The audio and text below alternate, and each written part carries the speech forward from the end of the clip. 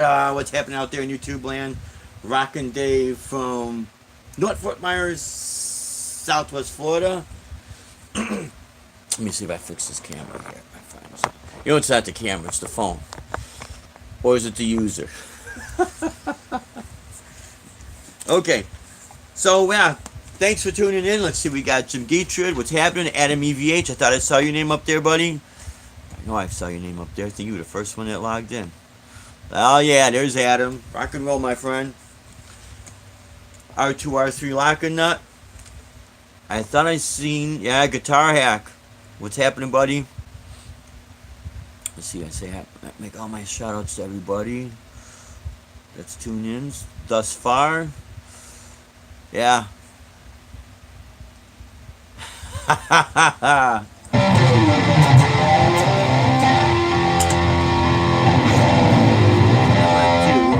Here is, maybe I bring this camera down a little bit more on the guitar as well, because I'm also going to bust out the Gibson.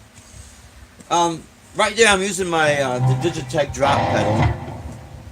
If anyone has these pedals, or you're thinking about buying them before they just totally vanish or whatever's going on, each part of the settings are numbered. It goes down from, it goes number 1 through number 8. It'll say number 7, but 8 will say octave, and then you have a bass and octave, divider. So if you're on number 1, if you're in standard tuning, number 1 drop would be E flat, number 2 would be D, number 3 is D flat, number 4 is C, and I happen to be on number 4. So this would be like my A chord. So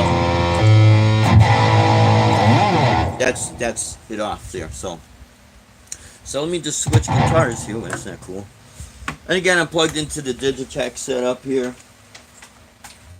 And want to thank everyone for tuning in. Give all the shout outs in just a couple of minutes here.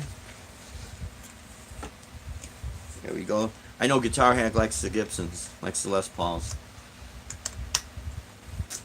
There it is. 100% Gibson, not Chipson or Chipson. Ah, thanks, Guitar Hack. Yeah, it has like the AA or AAA. The flame, it kind of, it like I see how there it kind of sticks out there, and then it kind of disappears or whatever. They call that honey burst. This guitar has the burst buckers, the burst bucker pros, I think they are, and they're really not high output pickups. A lot of people think when they hear burst bucker, they think it's high output, but these are the pickups that they used back in the but this is like a 1960s model. It's got the 60s profile neck. It's a 2013. Yeah, it looks like a cherry burst, right? But if you notice, it's almost like a brownish, and usually, well, it depends on how they do the spray for the sunburst. This part right here is not red or brown or anything, so this is kind of like a slight honey burst. I do like how the back is not, darkened. Sometimes you get the like a cherry finish mahogany. But this guitar has the pull pots. The hey, thanks Adam, I appreciate it, man. Yeah, it's a nice guitar. It has pull pots configuration, and but this very last one. So this would be your coil tapping for the bridge, coil tapping for the neck. The bridge, the neck tone, it pops out for out of phase. But the bottom one, the bridge, it pops out and it bypasses all the electronics. So if I had all my volumes down, alright, for instance, if I do this, if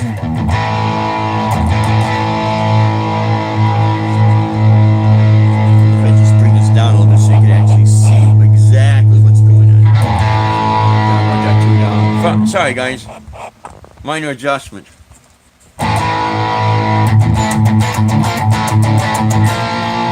Tone Pro's bridge, right? R2, R3. You're absolutely right. Now, I think you're also referring to my bridge, because I did change this out. I still have my Gibson bridge, but let's see if we can see this. The bridge, the saddles are on rollers. So those are like, roller saddles. And the reason being, that it's going to be a much more smoother, my educated guess here is smoother transition over the bridge, nothing harsh. 'Cause I'll do a lot of palm muting and just the way my picking hand is, and it would always break strings from there, So this way, it does kind of help eliminate it. But if I turn all my volumes down, so I got all them down, and I pull out my bridge tone, it bypasses the electronics. It goes right to the bridge pickup. I really don't use that function that much at all. So what I'm gonna do is just create another jam rhythm here, and I'm gonna use the rhythm off the Digitech. And okay, let's see. So our friend out there, Metal X, he was live last night, but I was doing my gig last night, so I missed out on a lot of the live chats. And he uses a Digitech RP355, and I think Guitar Girl out there, the one who's building the Roy Recaster, she has someone borrowed her or gave her the RP355.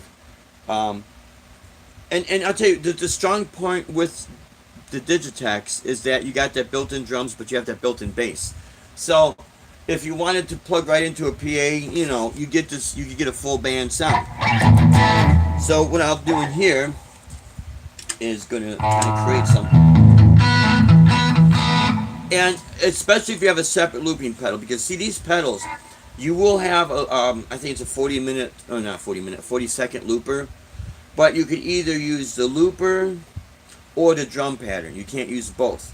I know there's some units out there that you can combine the both. Nothing like, yeah, I love these guitars, man. I will be taking this out tonight, and we'll be doing live streaming. I'll tell you what, guys. What is cool with these? Let's say you pop a string during the show, and you want to use the guitar, and you don't have a spare or whatever.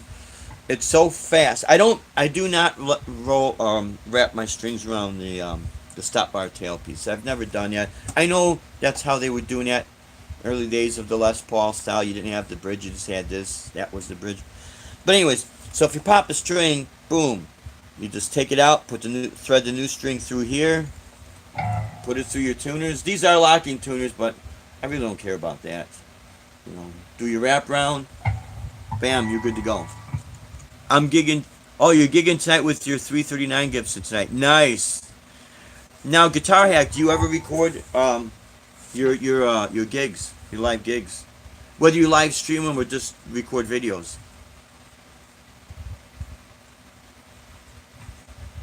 Oh, never wrap around either, yeah. That's, I'm not saying anything good or bad about it. It's just not my thing,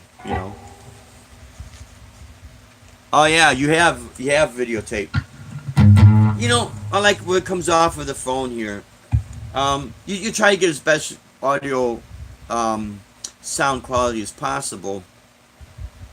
And, I do agree, you do want to have a good mic and everything, especially if you're going to use any of this, to sell as a product. But for what we're doing right now, it's been real simple, Yeah, Glover tuners are heavy duty quality.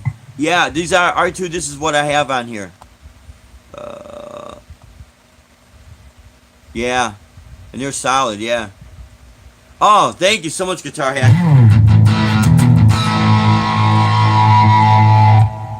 So yeah, we wanted to say how you can create things with just a full live band sound. If you get a separate looping pedal, this is where all the magic comes into play. I tell you, it helps with songwriting. It helps if you're doing these gigs and then you're doing 3 or 4 hour gigs. And hey, what's happening, my friend? Mark's Naughty Guitars, yeah. Thank you for joining. When you use the looping pedal in conjunction with the Digitech, the 360 XP, which I have, or the 355 with the drums and the player bass, you really could create a full band sound. And I've said this in past videos that it'd be nice to see these other manufacturers come out with something that you can simulate the bass. And of course, also busting out the Les Paul, I know Robert Baker was doing his live stream, and he was playing his Les Paul. And I'll tell you what, Robert Baker did do a video on the Helix, the smaller version Helix. So, Jimmy T, what's happening, my friend? Rock and roll. And I was pretty surprised at how well that has a good sub, like I call a sub bass octave. And basically, it's you'll be able to, if you're in the room with me, you'd be able to definitely hear it and feel it.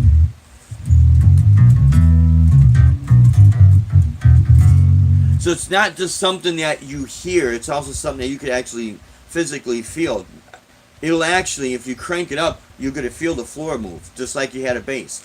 Now, I know I could get into the EQ if I'm going to do slapping and popping, but I've done that on my wife's Warlock bass. When I lay down my bass tracks, I've done, the popping and slapping. I don't do it a whole lot, so what I do is if I'm going to record, what I'll do is I'll work on that technique specific for that part of the song, and then I'll work with it and then incorporate it.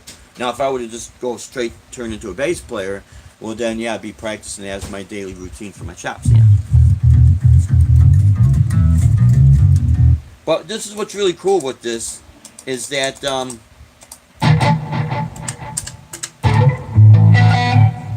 let's see. Okay, I'm going to just create a rhythm here, and you'll see what I mean, what you can do. So I'm going to add drums, from the drum pattern in the Digitech, and then a guitar rhythm. So I lay that track down first.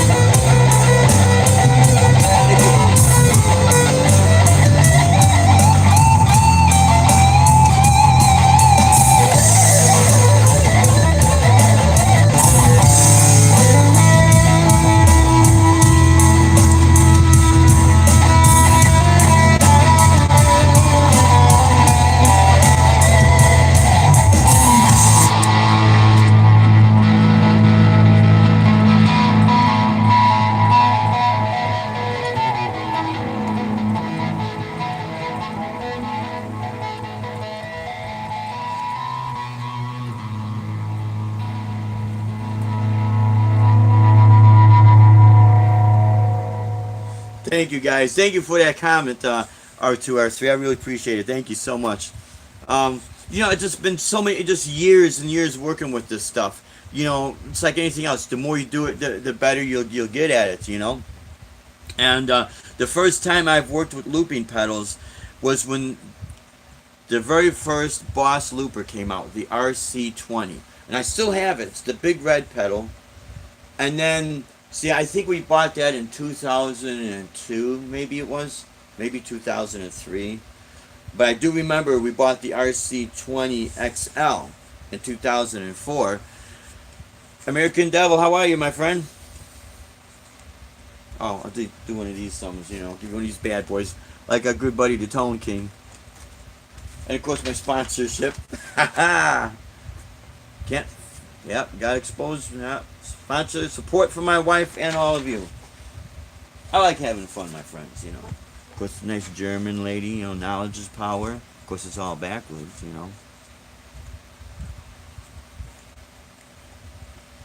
But I almost forgot what I was going to say. Oh, so anyways, yeah, the RC20 XL, that came out in 2004. When Guitar Center opened up in Naperville, Illinois, we stood in line. Reminded me like back in 1975, downtown Chicago, United Artists movie theater. Standing in line, wrapped around the block to see the movie Jaws. That's how it was back then, right? Stood in line for hours to see Yngwie Malmsteen at the Aragon Brawl Room. Yeah, Naperville, R2, And I'm sure you know about the Aragon Brawl Room. It's called the Ballroom, but it's called the Brawl Room. Saw Metallica there back in '86, Wasp, quite a few other bands, Iron Maiden. But definitely I remember seeing Yngwie Malmsteen. And the album Marching Out was not released yet. So we're standing in line, and then Talus, Billy Sheen's band, Talus, opened up for Yngwie. So it's like 1985. And yeah, we stood in line for like 3 hours, and someone had to, if you guys remember back then, the big old boom boxes, you'd stick the cassette tape in. And the cool thing was the new technology back then, it had auto reverse. So when side one was done playing, it'd flip it over. Guitar Hack, yeah. No, I didn't see Kiss at the Aragon. We saw Kiss. We saw Kiss's final farewell show back in 2000 at how was it? The Midwest Amphitheater. It was called Tweeter Center. It was called the World Music Center, something, But it was in Tinley Park, Illinois. Tinley Park, Illinois. Yeah, the final, Jimmy T. Yeah, he's laughing at that one. The final. Guitar Girl, how are you? Good seeing you. We're just talking about you. Always good things, of course. And mention about your Digitech. When you watch the rerun, you'll see what I was doing, creating a full band sound with the Digitech RP 360 XP. It is just the updated version from the 355. The 355 does have drum patterns in there. The 355 also has a play your bass pattern in there. It has a looper in there. But you could either do looping or drums. You can't combine the two. So what I do is you could buy any separate looping pedal. It doesn't have to be anything expensive. If Guitar Girl, you buy a separate loop pedal, you run your Digitech into that, you could literally create a full band jam. So in other words, I did not erase this from my looper. Everything is coming from the Digitech. Drums, rhythm guitar, and the bass. And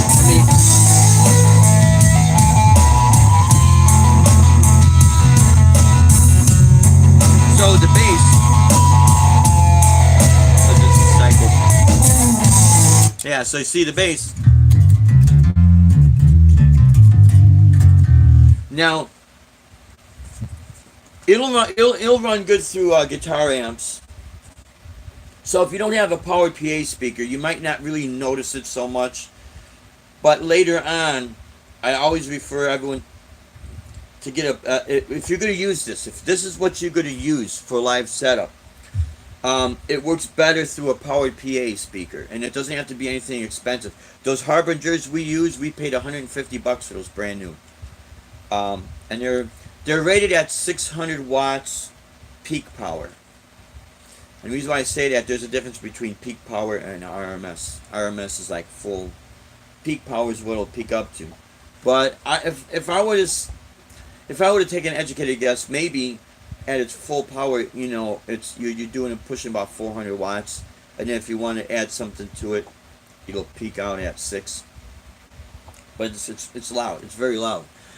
And even though it's a 12-inch, we've had 15s, but we had no use for the 15s. But guarantee, when you run through the those PAs, you run this system through it, you're gonna really hear a much fuller sound because it's full range. I love guitar amps. A lot of times I'll use my Hughes and Kettner here, and I do have my Marshall, and I do have my PV Trans 2 Bandit, the very first version that came out. Shane from In the Blues calls it the Silver Stripe, but that's the first version that came out. I'm running. Oh, okay. Let's see. Into looper state. Yeah. Oh, so if you have a bass, so you see, you're set right there. If you want to, create a full band sound. Yeah, my bass. With the 8. Yeah, you got it. Yeah, you're all. Yeah, it sounds really good. Yeah, the octave will get garbled up. Yeah, I'm trying to read the yeah, tons of drum tracks too. Oh yeah. You're doing great. Whenever you got time, yeah, we'll definitely check that out because you're doing a lot there. You're doing a great job on that guitar too. You know, but you get the idea. And the funny thing is, Robert Baker mentioned this? Oh yeah, he did. I just watched a little bit of the replay this morning, but when he was doing his live jam last night, he was talking about the a separate cabinet, guitar cabinet that's self-powered. And I do remember TC Electronics had one in the early 2000s. I think it was a 60 watt 112 combo, because TC Electronics. Oh God, I think it was TC Electronics. They had a series of pedals that were modeled after different amplifiers. Now they did not have a tube in it or anything, and you had an option if you want to go through a powered mixer into the PA or direct recording. That's what's really cool with the Digitech. It's not expensive, and it's got those buttons. You could go directly into powered PA without clipping your tweeters, because it's the distortion that'll always do the clipping and sound nasty. Clean sound, not too bad, but it's always the distortions and the overdrives. But so yeah, Robert Baker was talking about that, and I think it's great. But I find this interesting that when Digitech came out with this stuff, and they saw this market for this, the amp modeling. And I'm not saying they're the first ones, but I do remember they had that Johnstone amplifier before Line 6. Well, Line 6 and Johnstone amps, I think they were coming out simultaneously, and Line 6 just was able to capture the market a little better than Johnson. But Johnson amps were great. Johnson or Johnstone. I know there's a Johnstone supply house for heating and air conditioning. That's why, yeah. Oh yeah, he's a great player. Yeah, Guitar Hack. I did send him a comment on his live chat, and hopefully he'll be able to answer my question. My question was to him if he'll ever do any of his originals.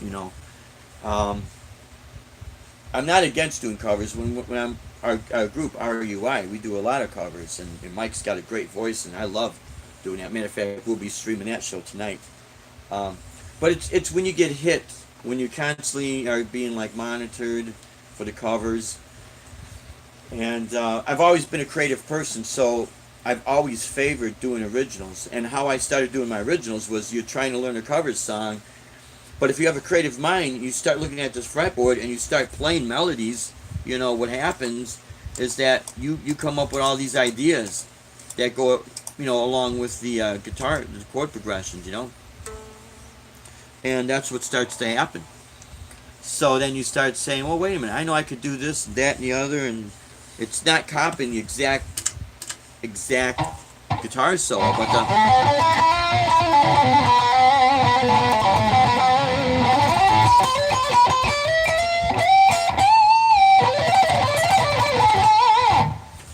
so you really start getting your own signature sound.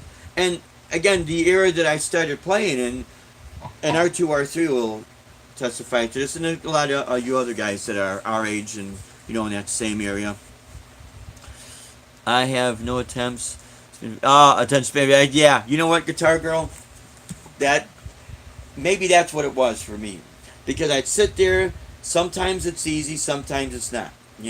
And it doesn't matter how complex it is. It's just whatever it is that hits you, pattern wise. And the more that I would have to fool around with something, that's when the more I'm looking at this and working out the fingering, and then all of a sudden a gazillion ideas start to hit me, and next thing you know, I've just taken that idea and boom, made a totally different song out of it. And when you perform live, you will always revert to your safety net, and I don't mean that in a bad way. What I mean that is, that's going to be your savings grace when you're performing live, because you're going to make mistakes, and you're going to be at the mercy of the elements of, let's say, the weather or the atmosphere that you're playing in. And there's nothing worse than trying to nail a guitar solo that maybe at that moment in time you just don't have it yet. And it's not that you won't get it, it's just at that moment in time. So if you look at the chord progression, if it's, let's say, an A minor to a C to a G, and if you figure out what you could do with that chord progression, and it fits, it's going to sound better than you trying to do the exact guitar solo and clinking and clunking all over the place, and then drawing attention to the clinkers and clunkers. That's why I always say, if something is wrong, don't draw attention to it. Keep moving forward. The musicians don't know. And then you'll get some musicians that will rightfully so give constructive criticism. That's what I like, the constructive criticism. But then we get these people that stand in the sideline. R2R3, remember this back in the days at the Thirsty Whale? Everyone's got their arms folded. They're looking at you. Oh, you think you're a badass, And everybody's going to outdo everybody else that night. And they're going to be the fastest gun in town. And then they get on stage. The next thing you know, something's going on with their gear, or there's a chord and it's nothing that's fault of their own. But that's why when I watch people, we've all been there when we were younger, developing our technique. There's friendly competition and there's bogus competition. But that's why now, especially now when I watch people play, whatever mistake that happens, I like to see what the response to that mistake is, and just they keep going forward. And then I'll actually, in my mind, give them a lot more credit, because they knew they made this mistake, but they did not draw attention to. Because it's kind of like when a guy I was talking to yesterday. He used to play football in college, and I think he's a couple years older than me. He might be 56 or 57. And he says to me, he used to play football in college, and then he'd go to his friend's house and they're watching the Super Bowl, and everyone's on the lazy boy. They're like this, and they got the beer, and they got the remote, and boy, they're gonna dictate every play. And on top of it, they never played football, never been out in the field. So my friend would say, well, I'll tell you what. It's different when you're on that field, because you don't have an aerial view. You have this view right here, and things happen so fast. So that's why when I watch people play, it's kind of like the same concept. I don't overjudge people by the mercy of the weather, like down here or anywhere. Where Jim Gietrich's at, we're at Jim. It's hot down in Louisiana. It gets hot in Texas. It gets hot in Illinois and in Wisconsin. You sweat. You're at the mercy of the elements. So I don't judge people by that. So, we're all the same. Everyone makes mistakes, But yeah, getting back to Robert Baker's talking about getting that guitar cab, I find it interesting that these companies now are looking at, especially with these fly rigs. When I said about Digitech being one of the first companies doing this, I remember they had the, I forget what model it was, but you could record on the smart memory card. They had an 8-track recorder on there. And I remember all the Guitar World magazines, if they'd have the song and then they have the sounds to simulate the song. Digitech was on the foregrounds of all that. It's an inexpensive unit, and it works great. But there's a lot of other brands out there that are just awesome. The Helix does sound great. When I saw JJ's House of Jams doing that demo on it, man, that was awesome. And I can't remember what Robert Baker was using. I thought he said a fractal system. God, I can't remember, and I apologize about that. But yeah, he was. It sounded awesome. It sounded fantastic. So you could do a lot with this stuff out here. That if you're in a situation where you got to do a corporate gig, those are the gigs that pay money, and everything now is changing. So it's more acceptable to play rock. I forget where I seen this. One of the YouTube channels. One of the YouTubers out there. Oh. Okay, Old Man Dan. Good seeing you, man. Oh, I'm sorry, I got sidetracked. I'm gonna check out these. Yeah, I swear, and the song remains the same. Version, the Rain song. Jimmy hits a wrong note on a descent, and it works perfectly. Exactly. You know something, guys? I was thinking about this. I did some recording. I just didn't do it live at my gig at La Corte. I'm doing a lot of the classical guitar. I will put some of these videos up and a lot of it is 100% improvising. And when I say that, it meaning I'm taking familiar chord progressions and just seeing what new things I could do with it, and just changing things around. And it made me think about what made all those live performances iconic and very outstanding. If that era right there of guitar playing, and what I mean the technical standpoint, if that era, those guys were just coming out fresh, and I want to say the very first incarnation of the Shredders, they might have had a hard time, because the shred generation was just dominating. It was just, whoa, look at this, and it's very incredible. A lot of the Shredders, it's great. But if it wasn't for the generation that came out before them, the Shredders would not have the ideas to build off of, because there's something magical about all that improvising that was done, what Led Zeppelin did and a lot of other bands. They were going for like 100% emotional impact. And a lot of that does come from the days of, the 1960s spills into the 1970s, and everybody was stoned out of their minds, and this, not everybody, I wasn't, because I was a little kid, but I do remember those times. But back then we had FM radio stations, and that was considered underground. You had bands like Yes, and then the whole progressive rock movement, songs that were actually played on the radio that would be from 8 to 10 minutes long. Stairway to Heaven, it would be played. Roundabout, Yes's Roundabout used to get played on the Loop and the Mighty Met WMET, 95.5 WMET in Chicago. And a Stranglehold and Bohemian Rhapsody, yeah. So all these bands that had these iconic songs and the styling, it wasn't just trying to play fast on the guitar, it was trying to take an atmosphere and create, take a chord progression and literally take an atmosphere that when you listen to it, you had an escape. You were in a different world. And sometimes to do that, it's not just how fast a person could play, it's how creative they'll play. How you doing, my friend? The type is real small, so it's hard for me to read the name, but I do know. I did sub to your channel, my friend. I love it. In other words, when I'm doing like string bends like this, it's something very, very easy. And this is going to be things we'll be touching on our DB Guitar Jams when we get that all launched. It'll be an online guitar lesson. You pay an annual fee. Of course, Deb's, it's going to be super affordable. And I'm going to cover a lot of ground from a lot of different perspectives, a lot of different styling. So it's not going to be just one-dimensional. And it'll be at your pace. But it'll be literally, I'll have videos that literally, it's like you're there with me working out patterns, working out techniques, and how to build things solidly. But what I was going to say is, what I do for something as simple as this.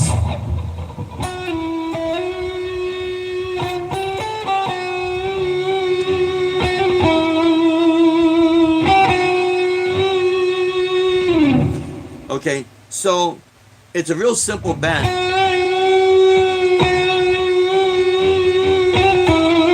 It's nothing fancy, it's nothing fast, but what I'm doing, I'm trying to go for the emotion.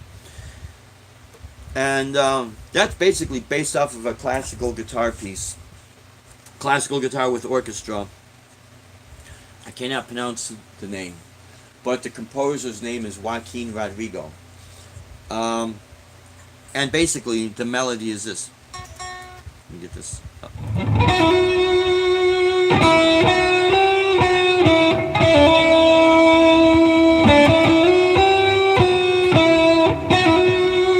And literally, the chord progression is based off of B minor.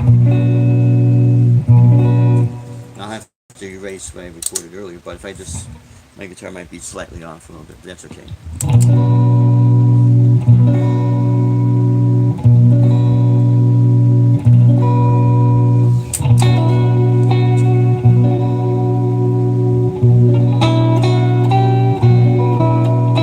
Of course, it goes into an A major and a, you know.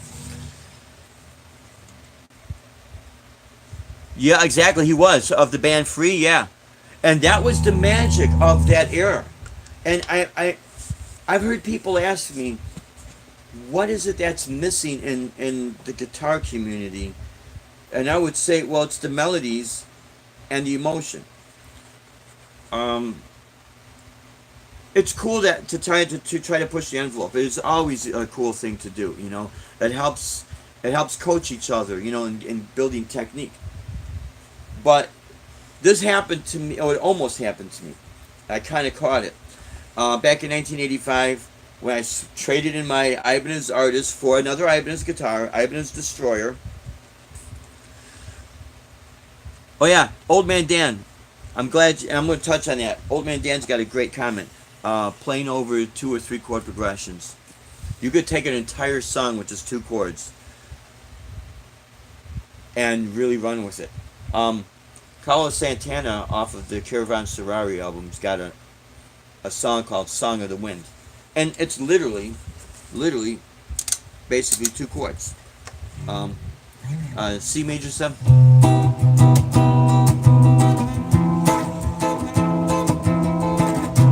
To an F major 7. And there's a whole lot of other, you know, band, not just in the jazz realm or anything like that, and rock and metal. There's a lot, you know, you could do with just a couple of chord progressions, but it's just that the impact of the emotion behind it. So when I had my Ibanez Destroyer, I had the X series, which was the cheapest one, but it had really cool pickups, so. And I was recording myself, and this is again back in 1985, so I had the boombox, and I was just making these groundbreaking progressions with my speed. I couldn't believe it, because when you're playing, you hear one way, but then when you listen to the playback, you hear what it's really like. And I got to some amazingly fast speeds. I couldn't believe that was me on the tape. And I kept listening to it, and I was wowed by how fast. But something hit me that was missing. And the thing that was missing is the melodies, my whole notes, my half notes, whether it's just something like, you know. And the speed burst that I was doing on that tape was twice as fast as that. So it'd be like if you take a metronome at 150 beats per minute and you know, sped it up.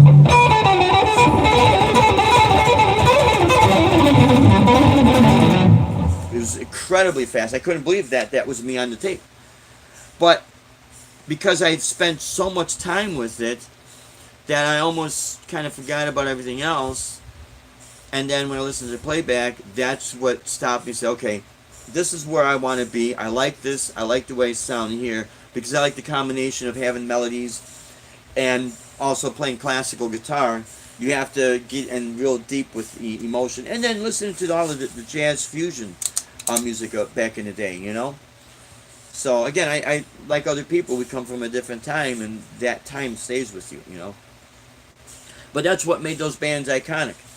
And when you watch The Song Remains the Same, compared to what we have now, it's a lot different. but what grabs you is just that raw emotion, and it's this atmosphere that they're creating. That I think that's what's lacking, you know. And of course, a lot of people would say, "Yeah, Dave, everyone was, getting high and everything." So, but even when a person's not getting high, you could catch the creativity of it, if that makes sense, So, yeah, I missed on some of the chats. I got people commenting that and guilty as charged.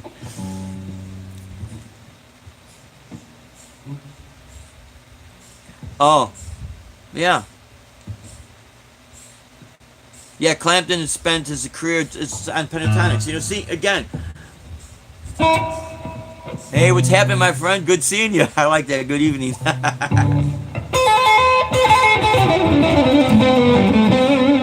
um,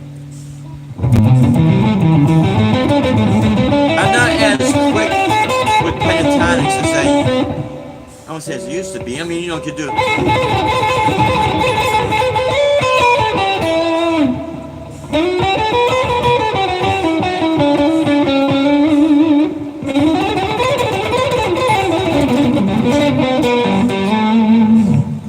Um, I'm more quick with those patterns, because the guy that influenced me a lot was, Al Dimiola.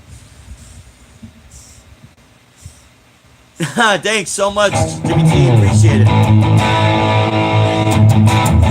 Yeah, there's a lot that I'm gonna be doing with the DB guitar jams. Also, helping people on just open up so they can create their own music. It's not as difficult as it seems, and I'm not knocking anything. As far as any type of formal training or anything like that.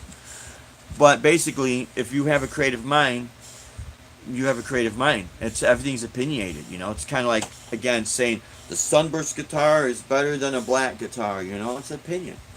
There's maybe more work to put in on a sunburst, but one thing with white guitars, and I do have an Epiphone Studio Les Paul that's white and black, is when you play, especially in dark stages, you got the lights. The white does reflect all the the lights, and that does look cool. But everything else is, again, the songwriting, it's opinionated. If you have a creative mind, that's what you know that's what floats the boat, my friends. Now this particular patch I have here, it's just a simple Ibanez Tube Screamer overdrive through the Fender Twin, and of course it's all the Digitech, but it's their version of it.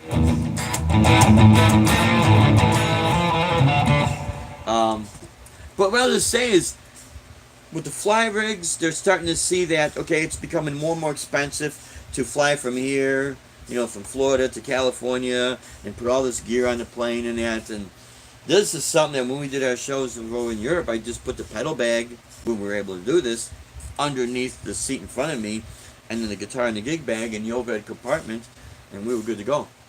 And of course, rely on their PA system over there. And it works. Now there's and we would do that basically to help us save money, because when we were doing all our road shows and that, really the last one we did was this last year. Now we're down here in Florida, so we're doing a lot down here. It becomes very expensive. So we were self-funding all of our shows, and I do like it. I like it better that way, because then we get to see, how much money's going out and what comes in and all that. So it's like having 100% control. And there's nothing like that, because then again you see what's going on with your finances. You don't get surprised by anything, because I'll tell you what, man, there's surprises out there and they're not good ones. Thanks, man. It's a 2013 Les Paul Standard Gibson. I think they call it Les Paul Plus because it does have the coil tapping, and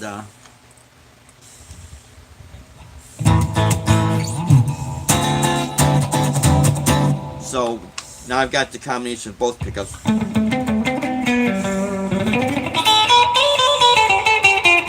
Without the coil tapping, here's the bridge coil tap with the neck not coil tap. Here is both bridge and neck coil tap. Here is neck coil tap, bridge neck. Here is both coil tap and out of phase.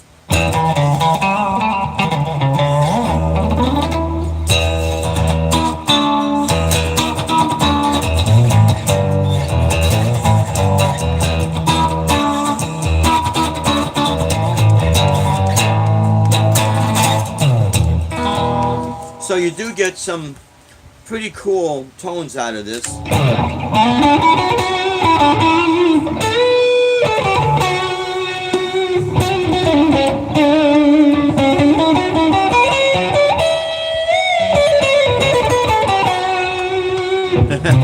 Oh, it looks more like, yeah.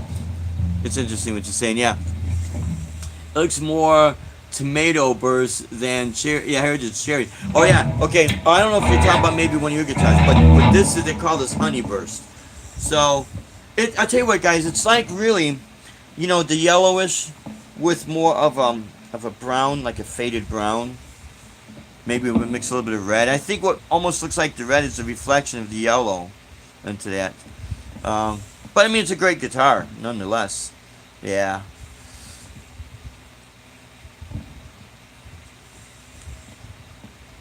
Yeah, you know, here's the thing with like jazz fusion. What I liked about that, again, and I was listening to that in the 70s. Oh, did that come with a pickguard? No, it had no pickguard. You know what? Honestly, R2, I thought about getting a clear pickguard, and putting that on. I actually put my other guitar away, but anyways. My finger, because I do play classical guitar, my fingernails are really not that long. I see guys and gals, they're all like here. If you pop that nail, your fingers got to go that far in. You start putting tension on the. It's a totally different world, classical guitars, you know. But anyways, so my fingernail was scratching the hell out of the guitar, and it just indented it like a scallop fretboard. So I kind of thought about this. Now I do have the, you know, thick lacquer on there. But then I thought, am I going to devalue it? See, when I took the bridge off here, I didn't have to take the pole pieces off. People at WD Guitar Works, which is literally down the street from my house, and they ship worldwide. So they're the ones that distribute all these guitar parts. The guy told me I might have to put different pole pieces in here.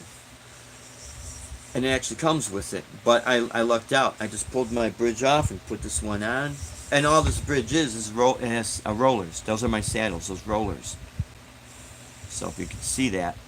So I have less of a chance of popping strings, you know. But, so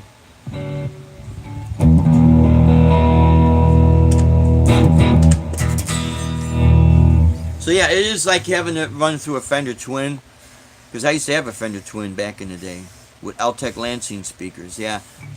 Best combo is a Les Paul through a good Fender amp. Oh yeah, you really do. You really, really do. I'll tell you what, guys. There is a guy out there, and I subbed his channel, and sometimes I think his name is Jack Fawcett or something like that. He's a great guy. He was doing a demo on the Fender Super Champ ×2. It was, some people call it X2. I call it ×2. And he took out the stock speaker and he put Eminence Raging Cajun speaker in it. It's a 10-inch speaker. And wow, what a difference, man. And I plugged into one of those Super Champs, and boy, you know, you get a killer sound out of them. But again, having my twin, it was man, nothing like it, you know. But again, going back to the era I started playing guitar and being influenced a lot by Jeff Beck. Jeff Beck's Wired was the first instrumental fusion album that I bought. And that's when we were buying albums. Back in the day, before albums became nostalgic and now they're retro, you know what I mean? And you get the albums like between anywhere from $5 to $8, you know? So, oh, top wrap those strings so you can drop. Oh, Yeah, you know, there's a little trick to this thing. Have you noticed my stop bar is up? And it's just something that basically I got used to because my Ibanez, I had it like that, my old artist, because of my picking hand, my picking technique. Plus, the Ibanez artist I had was a 78 model, and it had a sustain block underneath it. Um, so I never did a wrap around, but yeah, I see what you're saying, old man Dan. If you do that, yeah, you'll get more of you'll get more of a threading like this as opposed to this, you know. And I know all this might sound crazy, but it's when you play in hot climates, you start popping strings, you start really thinking of, you start thinking of every type of a solution to come up with so you could get through a gig. Again, that's why what's nice with these guitars, if you pop a string, you pull that out, put another string in, wrap it around, you're done, you're good to go. Peter Green, the Gary Moore, yep. You know, I was almost going to buy that Gary Moore signature Gibson. But when I was playing this, I noticed, I didn't play the Gary Moore model, but I've heard it before. And it's a great guitar. But this had a little bit more options tone-wise for me. Where it seemed that the Gary Moore was, when you go to both pickups, because they were reversed, it wasn't as prominent as this out of phases, but it was definitely an out of phase sound. And when I have both pickups going at the same time without any coil tapping, you can get that, people used to call it that Gibson sound.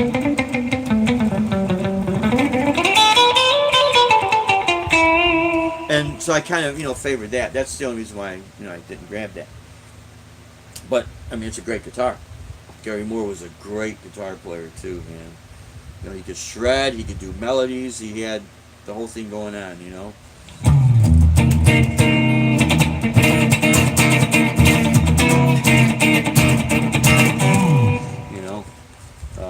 I know Robert Baker was doing some, funk-oriented stuff. He's a great guitar player, that's what I like to see. If he would do more of him, I know he could do it.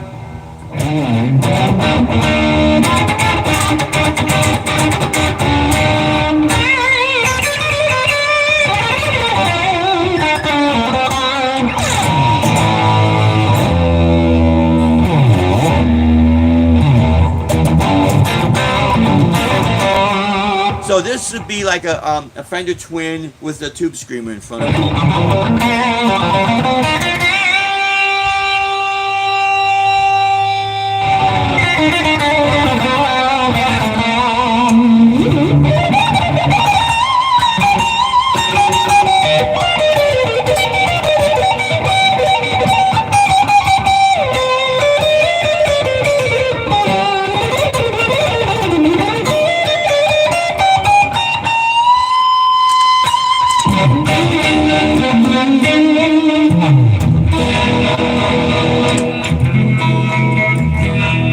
Of course, the effect I got on there, besides the delay, is the Univibe effect.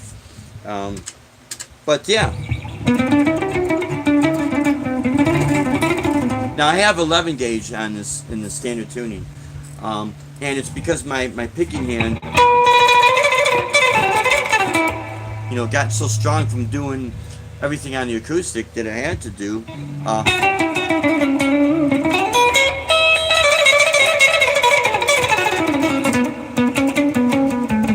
I like more of, I do like the legato. Certain things about the legato is nice and smooth. But with the staccato, when you're going to play fast runs like that, and again, especially on the acoustic, legato drops with the staccato playing. With staccato is basically being able to play, pick every note. Where legato is, and I don't have anything against that technique because it does have a much more smoother. But if you had to do anything with the acoustic, and let's say you had to play with a keyboard player and do runs together, fast runs together, the legato technique will not work. The piano player will come out and the guitar player will be like down here, whereas if you both got staccato playing, you can keep up with each other, you know.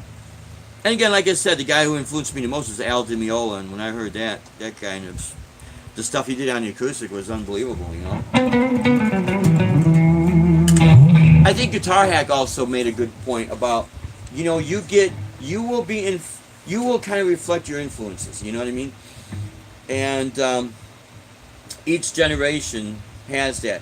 And what I like about that, it does help to create new guitar players, if that makes sense. Because if everybody's going to be sweeping and, you know, the same A minor, Phrygian scale and all that, and at some point it's like, okay, if a person's not creative, they're going to be trying to mimicking each other. And that's, I think, what the problem is. Everyone's trying to mimic each other, and they're not trying to just draw an influence and become their own person. That is why in the 70s and the early 80s and that, you could tell who was who just by them playing one note, because they were not trying to buy an amplifier and make it sound like this amplifier and all that, you know. Now the catch-22 with this is that what is cool with having all these modeling amps and effects and that is for the cover bands that have to do a lot of covers, right? So you try to get all those sounds, and plus for people who just want to sit home and they want to mimic their favorite artists, they love that sound, and I'm not opposed to any of that. That's great. I will say this with covers, and I was talking with several people about this, it does become tougher. It does become tougher, and I do know you got this thing called DistroKid. I know Mary Spender was talking more about it, and there's this girl out here, Rachel, I think it's Rachel F. She's got an original song that she wrote called Awakening. Great guitar player. You know, young girl, I think she's early, almost mid-20s, and she really didn't start playing until relatively recent. And she said when she was in college, she had she was trying to get a metal station going on. And actually, she did, you know. And I think she's doing fantastic. And she was excited about writing her first original. But she mentioned about DistroKid. And I only seem to hear that it has let's see, I think the fee is like $20. But I heard Mary said something that, and it starts at 20, okay? And I'm glad she did mention that, because you want to make sure you got all the details. And the only reason why I don't jump on all this stuff right away, I like to do a little bit of research, because I would have to ask them these questions, okay? Like, if I use your service, and this is exactly what I'm doing, we're doing 3-hour sets, maybe 4-hour sets. Now factor this, guys, if it's $20 per song, and you got 20 songs, or what was I going to say now? Yeah, $20 a song. Just do the math on how fast that bill will go up. See, I had it in my head and I totally forgot about it. See, I'm a guitar player. I'm not a mathematician, right? But my point is, your costs will go up very fast. You might be, depending on how long your set is, it might cost you $200 to do one set. Okay, now what happens with the other 3 sets if you're doing 4 sets? Then you factor in how much that's going to cost versus how much you could get paid. And if you find yourself in the red and not, you know, in the black financially where you're supposed to be, well, chances are it's not going to be worth it. And, but my point I was going to say is that I know for a fact, because this happened to us. Back in Illinois, before we left, one of the shows we did, the club owner asked me if I had originals. Could you please play more of your originals? Because not only did the guy from BMI was sitting in her place, checking it out, buying a hamburger, buying drinks, you know, he was scoping the place. And I guess a week later, he did a follow-up call, and she had to turn around and lie and say, yeah, no, we don't have entertainment here. Take down all the posters, and, you know, she had to lie to the guy because he wanted to hit her with these fees. And I know for a fact, some of the club owners I talked to down here, they would say, it might appear like the fee's not that much up front, but now let's do it at the end of the year. And I still have to pay the bands, and now I have to pay these fees. And the one guy told me it's just not worth it. That's why he was thinking about quitting having live entertainment. So, oh, Vinnie Moore. Oh, Vinnie Moore is a great guitarist, man. I remember, let's see, after hearing about Tony McAlpine, and Tony McAlpine's an awesome guitar player. I was working downtown Chicago, and I got the Guitar Player magazine. They were still having the spotlight, and Vinnie Moore was in there. I told my friend Andy Rios, I says, Andy, I bet you this guy's going to take off. And he did. But he's another guy that's got really good, you know.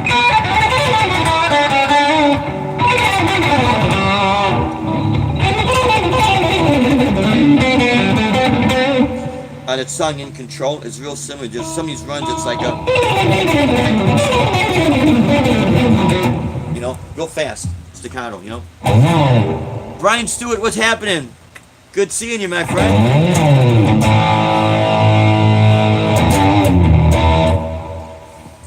Yeah, so, and of course now this is a different patch I have.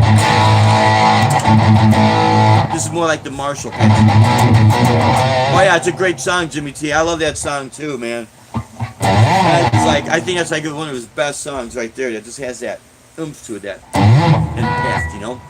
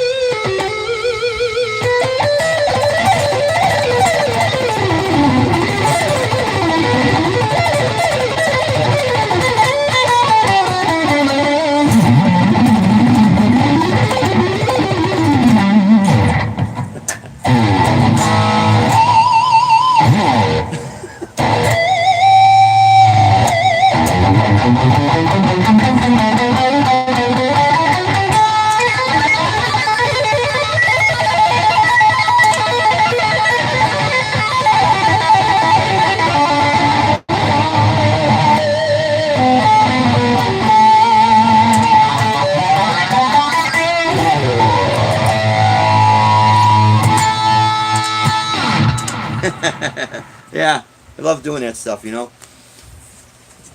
What amp am I using? Oh. Thanks, guys. The amplifier that I'm using, I'm actually running my Digitech RP 360 XP into a Roland BA330 powered PA speaker.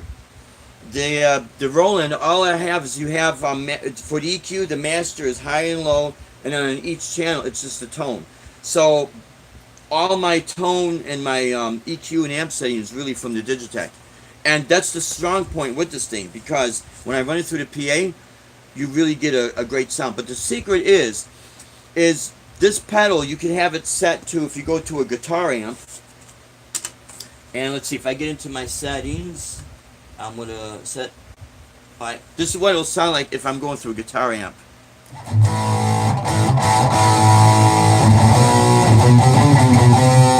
you hear that hissing? It's like a, you know, a fizz. Now if I call to mixer,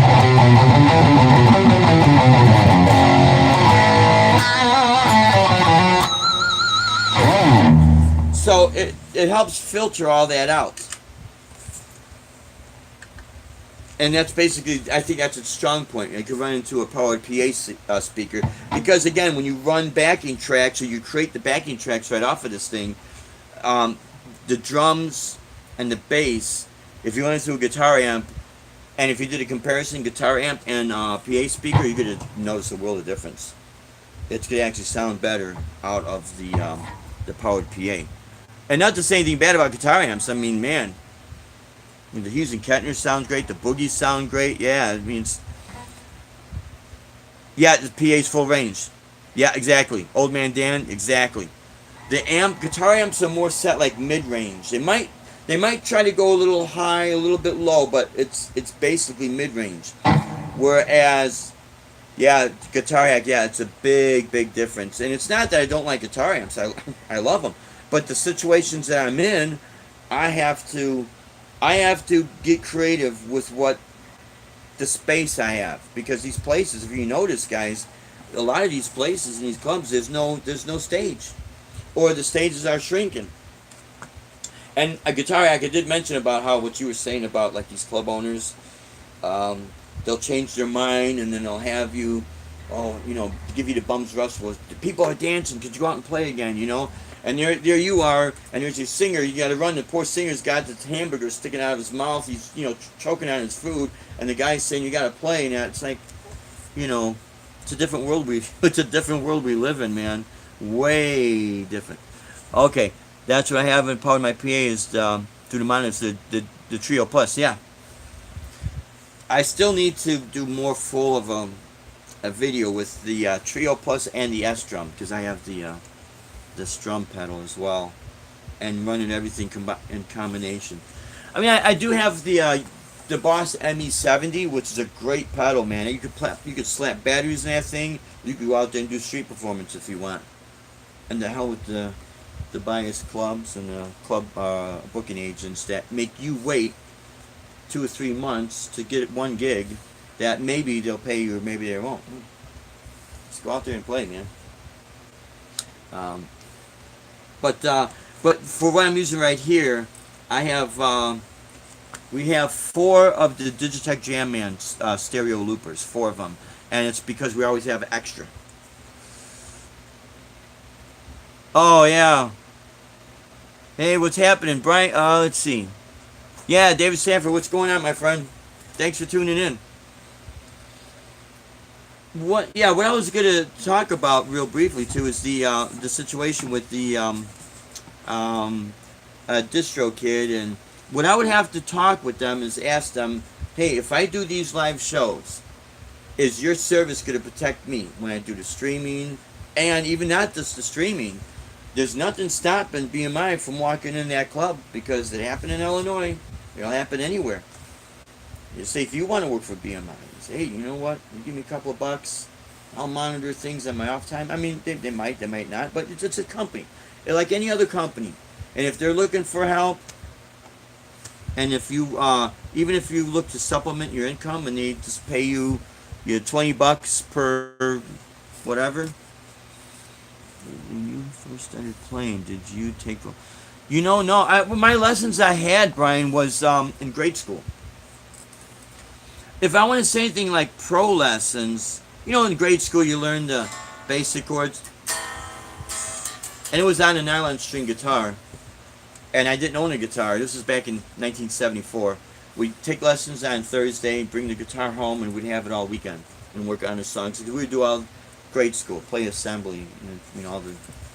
That's how I learned how to play Stairway to Heaven because the chord progression I had to play was. That's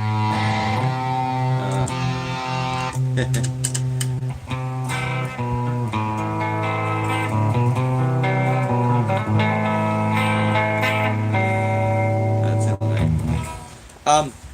But so I didn't have really pro lessons, but I remember going to the Chicago Music Company and hanging out with everyone there, and then the teachers would be there, would be jamming. So I guess you could say it was like, in a way, you could say it was like that, yeah.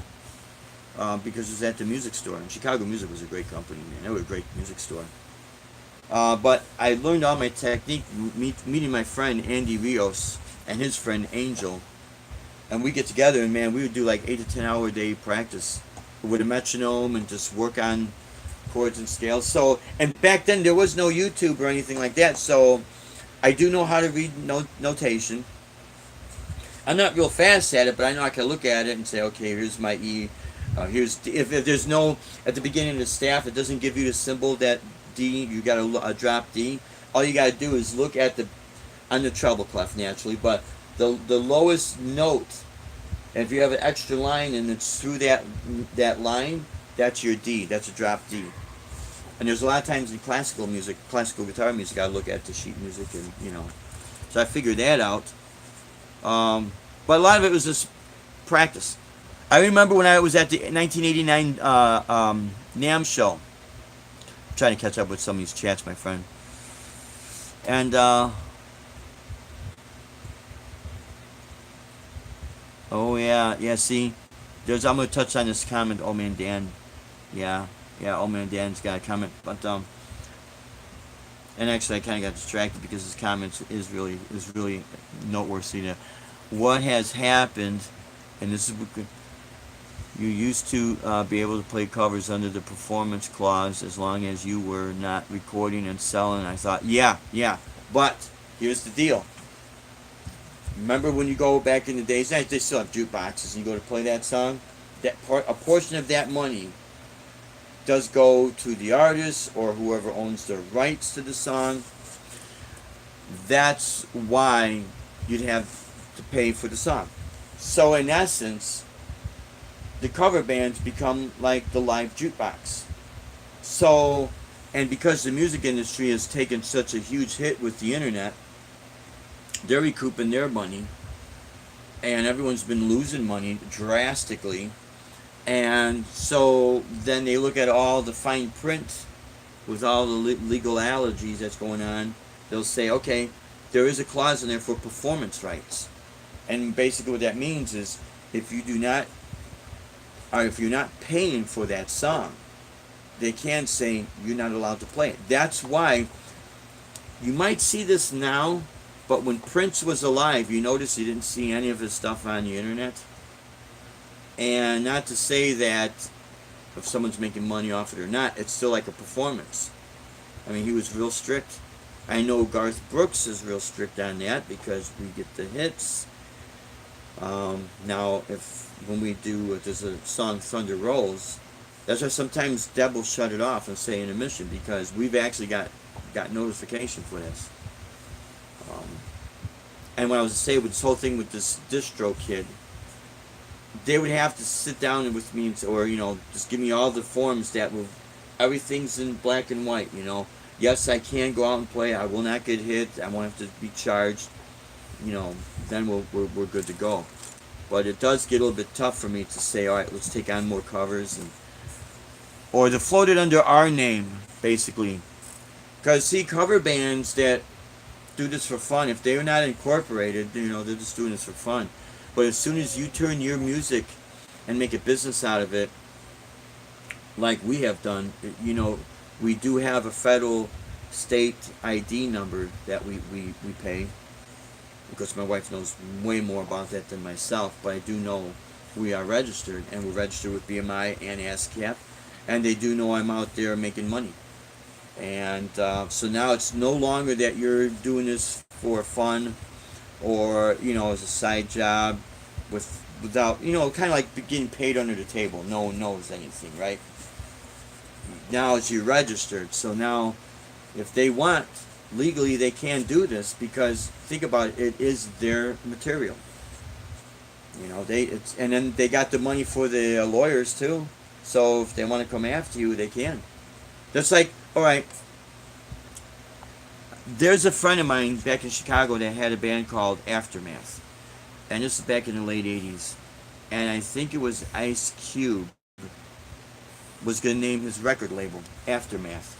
So my friends in their metal band Aftermath figured, okay, well, we're going to go after him and we're going to, take care of this. Now, they didn't say anything what happened, but I think if they would have won, it would have been all over the, actually the Illinois Entertainer would have made a big deal about it because this was back in Chicago. But Ice Cube's got a lot of money, so he could afford the better attorneys. And if they want to drag everything out and you're the little man and you don't have any more money to go to court, guess who wins?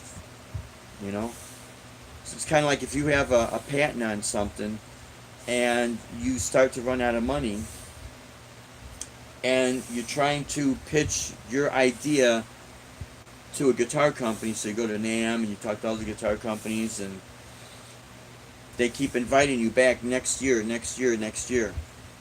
And let's say you're renting a booth. Now, I don't know what the booths cost now, but back in the late 80s, early 90s, my wife had a booth at NAMM.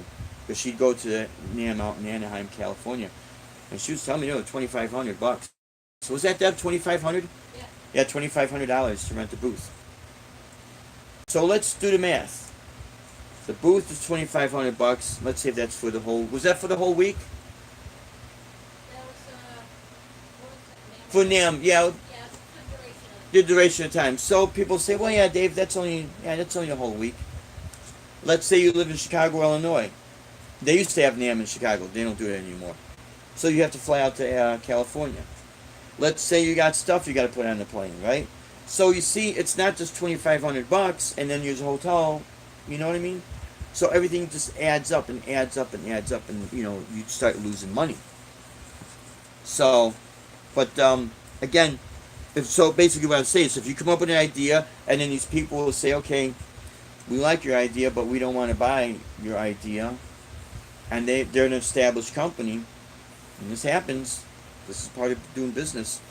They'll wait until your patent runs out, and they find out that, especially if you're a talker and you complain how much money you're losing. Yeah, they'll wait till you don't have the money to renew that patent, and now it goes up in public domain. They pounce, boom, now they own it. Some people call it dirty business, my friends, but it happens. Yeah, publishers have ruined the music industry, old man Dan. See, there's a lot that there's a lot I kind of also learned simply by us. Our cat's down here, that's why I'm petting him. When we incorporated our business, Transacoustic Productions, and we just basically got tired of the waiting game. So we just decided to take matters in our own hands, and we became the label, we became the producers, we became the booking agents, we became the road managers. Because I'll tell you what, they could put a fancy title on themselves all they want, and I respect them all, because it's a lot of work. But you sit down, and when you blow through the smoke screens of confusion, what exactly am I looking at? What does it take for me to get from point A to point B and to survive in between points? It's going to be money. It's going to be protecting yourselves legally. And it doesn't matter how big or how small you are. If you're protected legally, you're a legitimate company. I've had people kind of say, yeah, Dave, but you play at the borders and you do these private parties and, you're not doing this, you're not doing that. And I find out the people that are doing all the big shows, they're not protected because they're spending their money, they're not looking at the big picture. And then here we are, we're doing everything, to protect ourselves. That's why we survived, because we thought about the big picture. And friends of ours, they'd kind of go down here and go there and fall apart, man, because they didn't really think about it. They didn't think just how fast things could get out of control. And like you said, with the publishers, we've had a lady come up to me in Texas. She wanted to be my publisher. And I'm listening to her talk. And boy, she tells me how much she loves to spend money. And we're at this bar in Huntley, Texas, and, we're doing this festival, and all the bands are down there, and we're all talking, and we had a big jam session, and she's over there talking away, and I'm just listening to this girl, and I turned her down. And I said, well, what you're saying you could do for me for $500, I could do for ourselves. Deb and I, we do for ourselves. It won't cost us except the cost of us doing business. I don't have to give you $500. If it costs me $250, I save $250. You know what I mean? So you kind of eliminate the middleman and just plow right through. And you might find out that some people don't like that. But again, let's say any guitar company that comes out. Let's say Guitar Girl. All right, she comes out with her own brand of guitars, and she incorporates, or she goes under LLC, and people are liking her guitars. You mean to tell me? And let's say she decides not to go to NAMM, and she's got good quality guitars. You mean to tell me you wouldn't buy it if it's a great price? I don't have to go out to NAMM to find out what's. I watch YouTube now. I like NAMM, guys. I'm not knocking it. NAMM is a great experience. When I was at the NAMM show, and one of the last ones they had in Chicago, Illinois, you meet a lot of stars. You get to jam with people. I was in the Gibson booth, and it was a great time. It was a great experience. But I could see where that could get old real fast. You can only shake someone's hand so many times before you figure out that they can't do anything for you. You got to do for yourself. So that's when I started saying, okay, here comes the NAMM shows, but then here comes the gigs. The gigs are paying. The NAMMs might not be paying. They might let me in the front door, unless they're going to actually pay me to sit in the booth. And if they don't, I'm not going to take that personal or anything like that. But here comes a gig. Someone's backyard party, but they want to pay me $500. I'll go do the $500 gig. And I know that does sound bizarre for some people. It does sound, I'm not better than anybody. I just It comes from experience. That's what it is. And I'm sure all you guys and gals out there. But what I was saying, well, like Guitar Girl, she comes out with her guitar, she could sell it on the internet, go in business for herself. And she'll come out smelling like a rose because she don't have to spend all this money. Personally, if I were to be in that position, I would rather go to the like the vintage guitar shows where I know that I could. It's not business to business. That's what NAMM is, and that's exactly what NAMM is supposed to be. National Association for Music Merchants. That's exactly what, and I honor and respect that. But if I were to start getting into guitar building or pedal making or amp building, I think I'd skip the NAMM. I honestly do.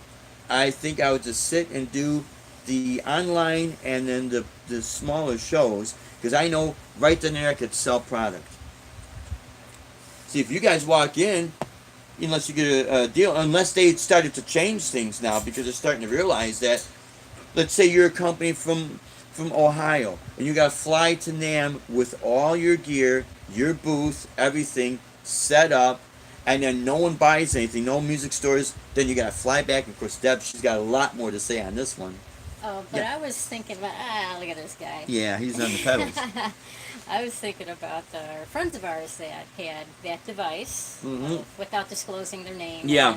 And you know, they like were talking about the product that with the, it was a doubled, the whammy bar doubled. For doubled as an Allen wrench, the whammy bar. Yeah, It had Allen wrenches on both ends of the bar. Yeah. Brilliant idea. I always thought that they should have built their own guitars and put their product on that guitar.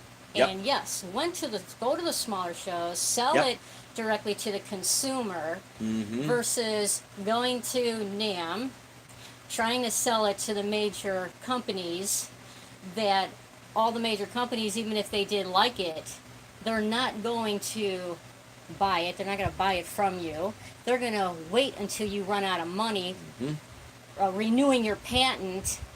Yeah. Because at some point, you're going to run out of money. You're going to run out of money. It's very expensive. Which, as a result, the guy lost his wife's house that her grandfather built for his granddaughter, for his family, and passed it on to his granddaughter.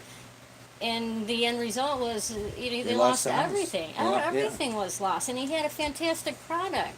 And had he gone the route of selling it himself and not trying to sell it to the major companies, I think he may have seen some success today and kept. Yep. And still be living in that house. Exactly. Yeah. I think so too, Deb. As yeah. well. Exactly. Because that's a sad story. And again. Because another example is we have a friend who has a patent on a speaker. Excellent idea. Has gone out to California 3 times to talk to Harman Kardon. Harman International because they own they own JBL and Harman International. Went out there 3 times because Harman International kept inviting him back. 3 times he was out there. Harman International has 100 engineers that were just dumbfounded at how this guy has redesigned the speaker, that they couldn't figure out how he is getting the output and the sound. Oh yeah, the sound. Yeah, because he was actually it for the sub low. Yeah, the subwoofers. They couldn't believe it. 100 engineers. 100 engineers couldn't figure out how our friend was able to just blow right through this. And the last, however, nothing became of it. And he has $20,000 invested right now in patents.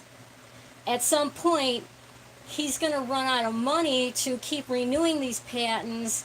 And Harman International is sitting and waiting, and as soon as he does run out of money and that patent doesn't renew, they're going to jump on it, take that idea, and bam! It's disgusting how the big companies, but you know what? It's business. It's business. It's a reality, my friends. It's totally business. And it's totally legal, and that's how it's done. And if it's a small guy that's coming in, now if it's a large business with a large business doing business together, I think they're going to make a deal. They'll make a deal. But when it's a guy with his own money coming out of his own pocket, an individual, no, the big guy is gonna wait for you to run out of money, and then they're gonna get that product.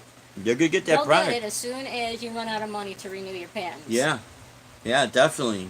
Yeah, see, I mean, So if you have an idea, sell it yourself. yeah, sell it yourself, guys. I mean, we always like to use the catchphrase "we desire to inspire," and I know sometimes it sounds almost on a negative, but these are facts, and what makes it a positive is that it's to help people not get screwed. I mean, we've seen it, and we're talking about losing your house.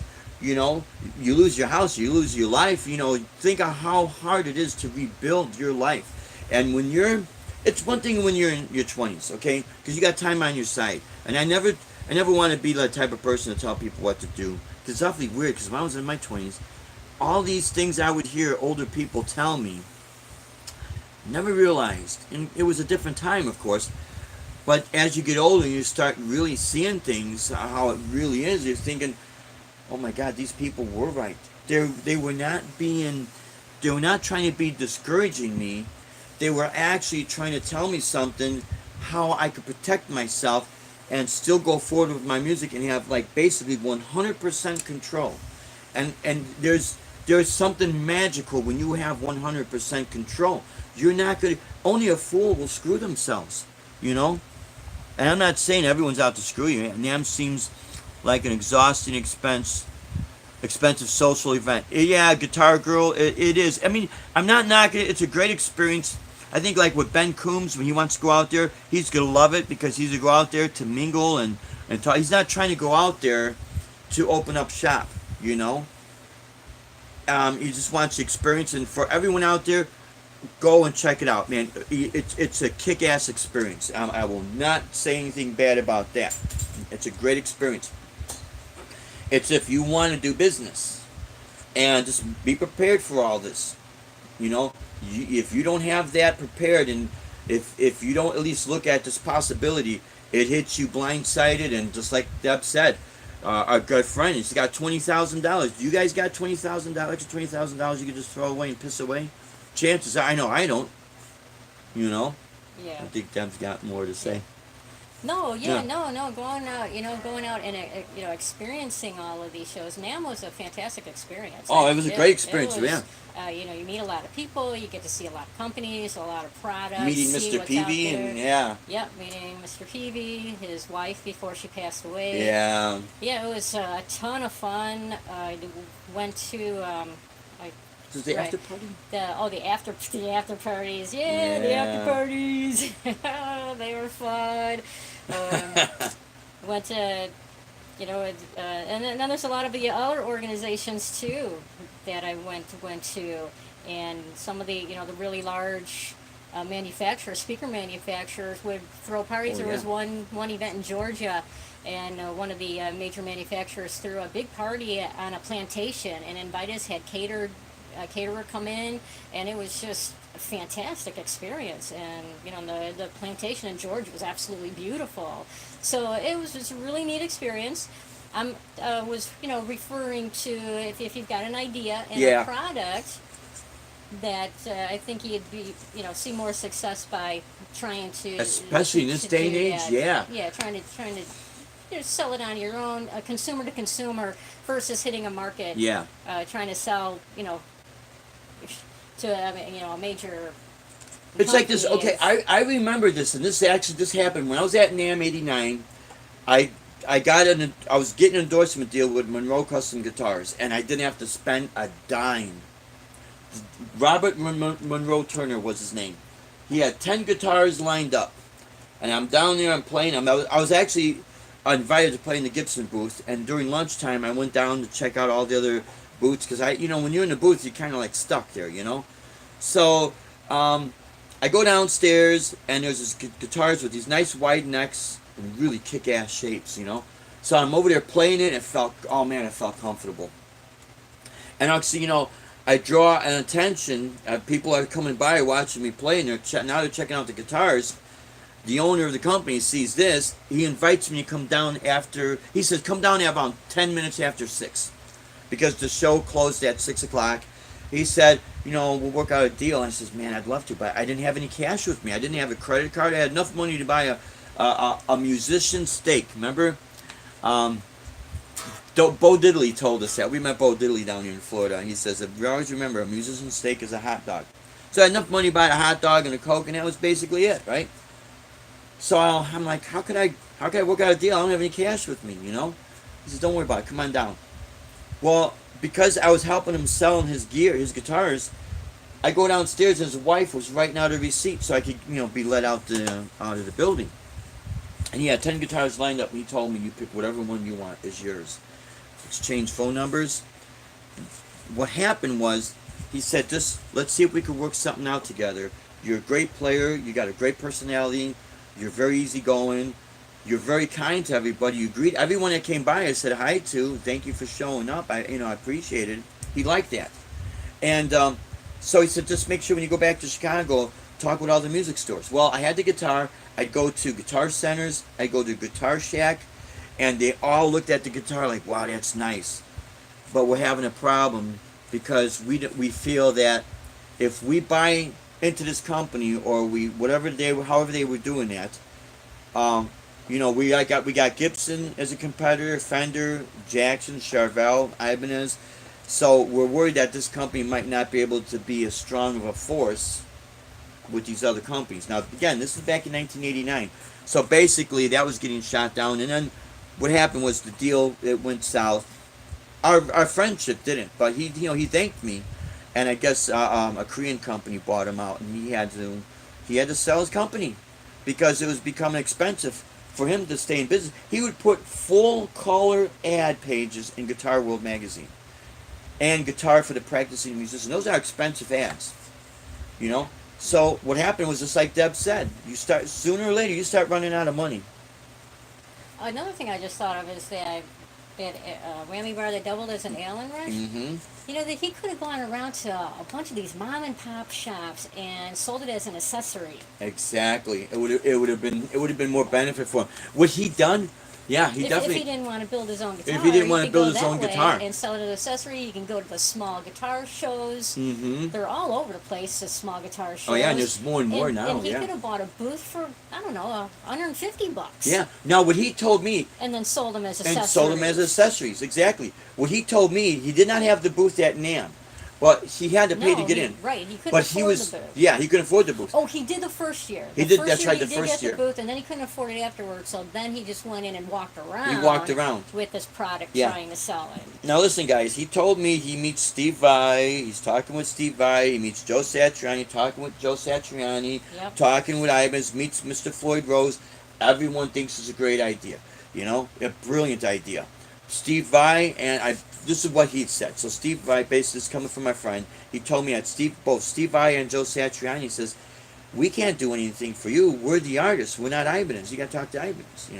They're bounded by their contract. They're bounded by the contract. Touch that. They can't touch that because it's in the contract. Says they cannot. You cannot become a competitor. You cannot be the competitor. That's what happens. It's like this. Can't touch this. Can't touch this, right? But what happened was, then, so he keeps going out every year goes out, and then he complains and he's talking, and, he's feeling bad because he's got this great idea. They listen, they wait for him to run out of money. And again, guys, this is not to discourage anybody that's got an idea, that's got this perception of NAMM. The perception of NAMM, it is a great thing to do. It really is great to go out there.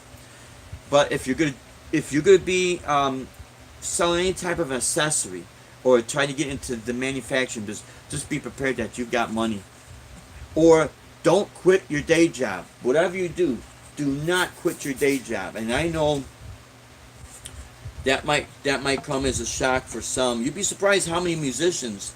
I had heard that some of the guys in the band Fates Warning, which they totally rock, when they would do some of their tours, they would have to make sure some of the guys would be able to take off work, or if they had a side business, they had to make sure that they were able to get their guys out on the job site or the field or wherever their business was, so they could go out and tour. We're back. We get, I used to think maybe Mars and Pluto was going like this around each other and canceling out the signal, but I think what happens is with so many people on YouTube and stream live, I think it's becoming so popular real fast that it kind of jams the airwaves or something. But yeah, so the things that I say, guys, I hope it doesn't sound as being discouraging. I always want to help people, encourage people, but since I'm out there playing in that, I personally would feel if there's someone I was talking to and they have all this experience and this knowledge, and they don't at least give me some sort of a warning what to watch out for and how to be careful, I'd be disappointed in that person. Kind of like you're going down the road and it's not just a pothole, it's a sinkhole, and you don't warn anybody about the sinkhole and they crash and burn. You might get some static from people. I don't know. I love what I do, and I see all you guys and gals love what you do. That's why you guys are inspiring. To me, I would love to be able to get together at one of the guitar shows. Like Sweetwater. Sweetwater's got a great thing going on. Sweetwater is their Gear Fest, and I've never been to any of them yet. But I would love to get to one and just meet all you guys out there and hang out with you. To me, you guys would be more of the stars than the stars, because I actually start watching more of your guys' videos and follow you guys when I can, because I get tied up with the gigs and that, than more of the stars. And like EJ's Guitar Jams, what I like what he does, he helps to bring to the attention of people whose channels have less than 100 subscribers to help boost up their subscribers. I think that's a great idea, man. I think that's awesome. So, kudos for EJ, not EG's, but EJ's Guitar Jams. And, all you guys out there, this is such a brilliant platform that, who would, for those of us who were gigging, especially heavily in the 80s, who would think that this platform would surpass that? Actually, it does. It really does, because we all know what's happening with the gigging world. That's why when we stream live, we really want people to see this is what's really happening. Oh yeah, Guitar Hack. Definitely say hi to Deb. Yeah. Deb likes all you guys, She thinks this is a great platform, Yeah, but again, to you, too, Mr. Guitar Hack, I do like the Les Paul guitar. I love my Ibanez, but I'm not going to throw this around. Drop this, that's it, Let's see what we got here. YouTube is my only gig. Yeah, Guitar Girl. Shame to just perform to your water heater. Well, if you put, not in the water heater, you want to put fish in the water heater, right? But, or if you got cats or dogs. I know there's a girl named Jennifer Morales, or I think that's her name. She got feline films. She puts up the videos with her cats. And my cat's looking at me right now. He's giving me like an evil eye. What are you doing? But no, yeah, YouTube is a great platform. It's brilliant.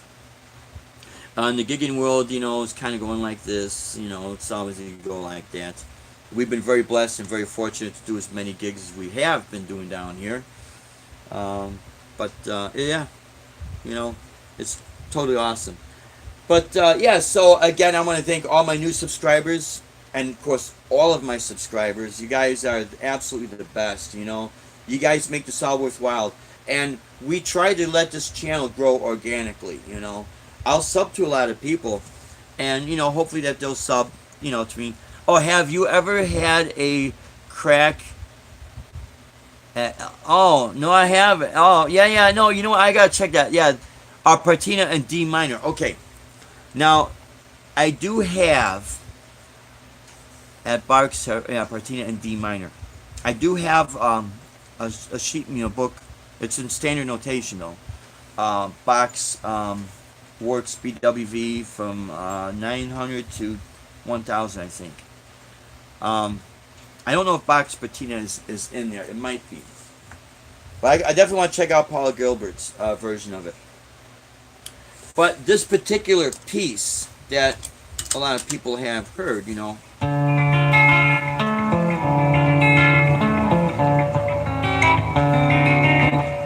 forgot it.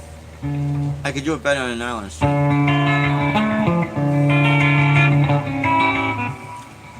For guitar, it got transposed into, D minor. But it's really called Prelude in C-Moll, meaning C minor, Um, but yeah, I definitely want to check that out. See, I wish I would have started using YouTube years ago. Let's see. Yeah, David, my first year getting involved on.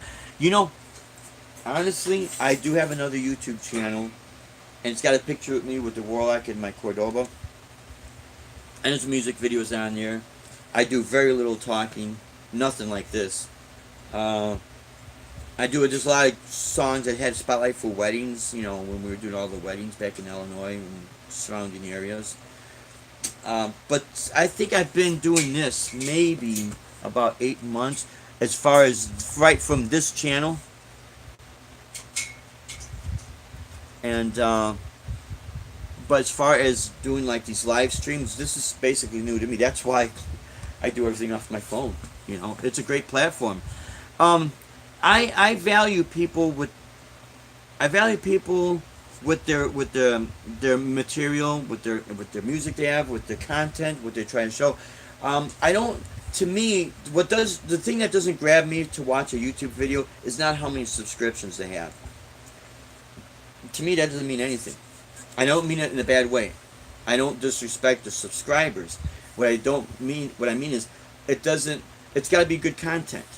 So that's why I don't try to go out. And you can, if for a business, you can go out and pay for subscriptions, and I don't have any problems with that.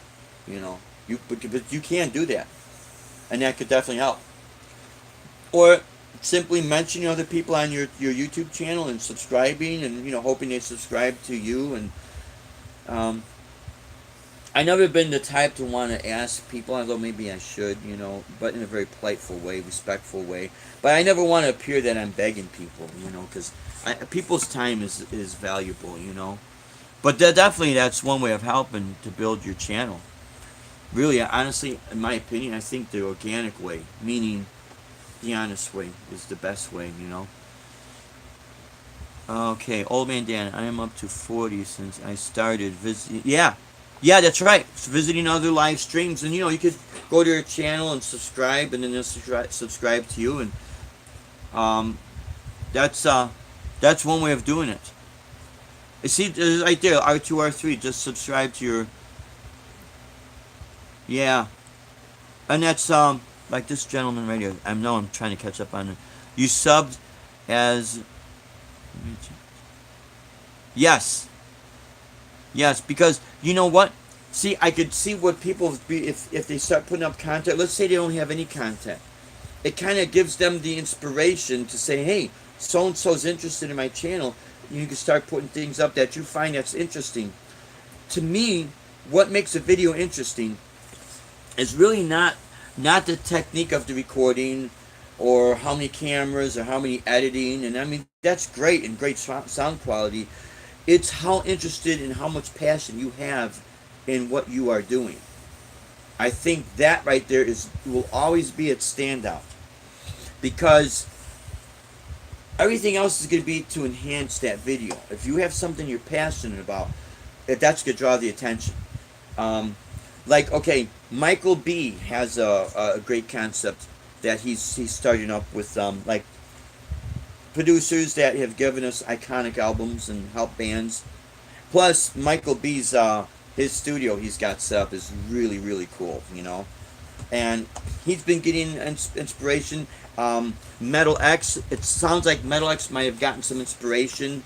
I think he got the title of his live stream, Inspired by Robert, and I think I'm gonna say maybe it's Robert Baker, because he did a live stream. All this helps each other, and that, to me, I think that's what's going to really help the interest in guitar again, is how we coexist with each other and kind of help each other bring this back into the forefront. What helped brought the guitar in the forefront in the mid 2000s, early mid 2000s, was the video game Guitar Heroes. When I had students, when they'd all come in, and basically everything was based off of Guitar Heroes, the video game, or Guitar Hero. That's how it. Well, we kind of capture this. If you notice, it'll say Guitar Heroes with an S, and it's a term that everyone would use. And this gig we started was to do a lot of the covers, but everything that was guitar oriented. any band that had an iconic guitarist. And then that's why some of them I'll do this if there's no vocals on some of these videos. So I take the vocal melody. What happened with me, I started getting all these gigs and I had to concentrate on the vocal melody more than the guitar solo. So I figured, okay, I kind of got myself in a situation here. I don't have a singer.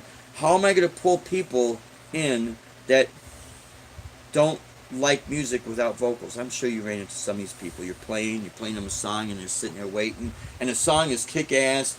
The rhythm is kick-ass, the beat is kick-ass, and they sit there, scratch their head. They're like this. Yeah, but there's no singing. I don't know if I like it. You know, it's like kind of eating a piece of cake. You know, halfway through the cake, chewing it. Like, I don't know, do I like it or not? It's either yes or no. So that's why I concentrate on the vocal melody, so that they can hear it, and it kind of pulls them in.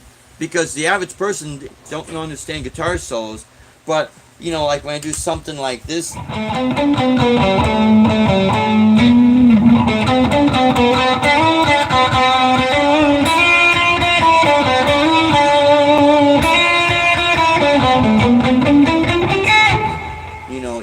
You can right hear the words right there, or like if you do.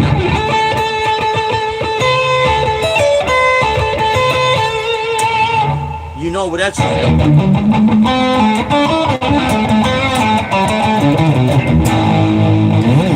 You know what I mean?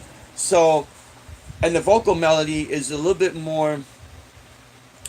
It has to be almost perfect, because that's really what people hear in their head, not the fast shredding, but the vocal melody. So, I went off on a tangent, guys, and I apologize.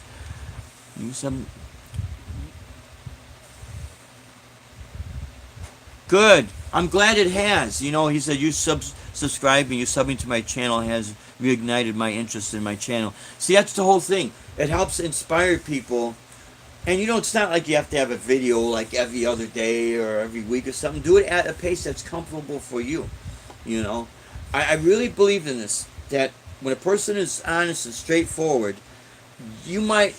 it might take you longer than, let's say, all the other people that got 8 gazillion subscribers or whatever, But eventually you're going to build on that, and you're not going to be, you're not going to be regretting anything, because everything you're doing is straight from the heart. You won't need to be scripted. And I'm not saying those people are scripted, because they're doing really what they want, and their intention was to help make YouTube a business. So I don't have anything bad to say about them, for paying for a subscription or not. Do I play any other? Hey, DJ Black Cat, what's happening? Do I play any other instruments besides the guitar? Well, I've played keyboards a little bit, bass. I do have a half-size cello that actually was given to me from a couple people that are being evicted at his apartment or something like that. I don't know. But anyways, but no, mostly I concentrate on the guitar because it's my main instrument. It's my main love for our instrument, and I've been very blessed. I've been able to make a living out of it. Guitar Hack, thank you so much. I'm trying to catch up with the comments. Oh, I don't hunt for subs. Yeah, there's nothing wrong with that. Yeah, exactly, Guitar Girl. Yeah. Yeah, I noticed they don't edit. I don't edit mine. It's another outlet. If you find me, you find me. Exactly. Yeah, exactly.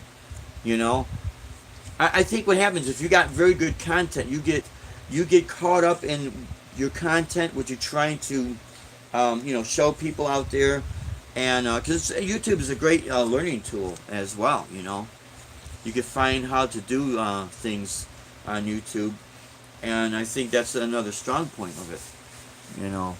That's the inspiring of it.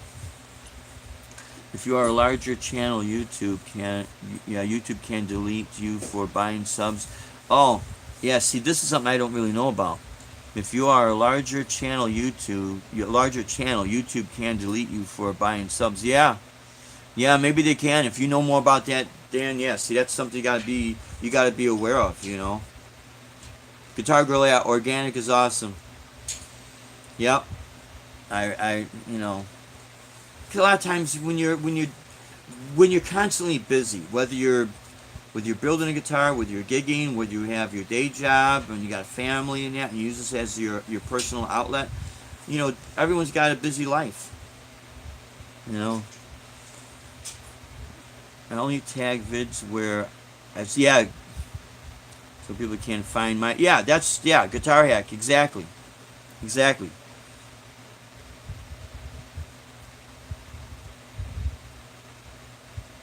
Yeah, the Blues Cube that you have, Guitar Girl, yeah. It's so awesome to connect and find so many people. Oh, with common interests, yeah, David, it really is, man. I'll tell you what, this is like one of the greatest things for musicians. It's almost as if you don't. This is maybe part of the reason why the industry might be having its problems. But you see, YouTube did not create this problem, and us using YouTube did not create this problem. The industry that saw this as maybe a flash in the pan, and this was a comment that was actually brought up at one of the festivals we played down in Texas, and at one of the radio conferences, a guy in the industry said that's the mistake that they made. They did not embrace the internet. So now, and this comment was made back in 2008, so that was 10 years ago, and they're still trying to play catch up. Not all of companies out there are like this, because you do have a lot of good companies out there, but the people that maybe let it get to their head, their ego get to their head, and if they have power to make the decisions, that ego is what could bring that whole company down, because it's kind of like saying the car will never replace the horse and buggy. How many horse and buggies do you see out there versus cars? I've never gone to a horse and buggy show, gone to the auto show, but not a horse and buggy. I'm not saying they don't have them, they do, but we know what's going on. That's why we all do it, yeah. And that's why I like EJ. Yeah, is doing exactly. Yeah, EJ. See, I like what EJ's got the exact same concept that I had thought of on starting this channel, on how to help spotlight everyone that's been, the unsigned artists, the people that are the unsung heroes, the people that get shoved aside. And we are back. Yeah, what I was going to say is, with EJ's guitars, help spotlighting people that have small subscribers to their channel. On my original intent, and it's always gonna be my intent, is to help push all you guys and talk about the gigs. This is why I've got a series of videos called Real Live Gigs, where it shows whether there's people at the bar or in the club, or people not in the club, or if they're interested in what I'm doing, or if they're not interested. The whole point was to show people that this is really what's happening out there. And that's why I've also mentioned about having that backup plan, especially if once you get in your 30s and your 40s, especially your 50s, you can't play around. You don't have time on your side, so you do have to think smart, because anything could happen with this. And that's why I tell people, don't try to force something to make it work, because I have also seen people not only lose interest in playing music, but again, they've lost their house, they're out in the street, because they never really thought about having that backup plan. If they had that backup plan that even is non-music related, called a day job, they have solid income coming in, their personal life is taken care of, their financial life, they could afford to live. They don't have to take this and bring it to the pawn shop because they feel they're supposed to make it. So what we did is we bypassed. Ever since I met my wife and we started this, other than, hanging out with stupid, with people that were not too good for me to hang out with, let's say.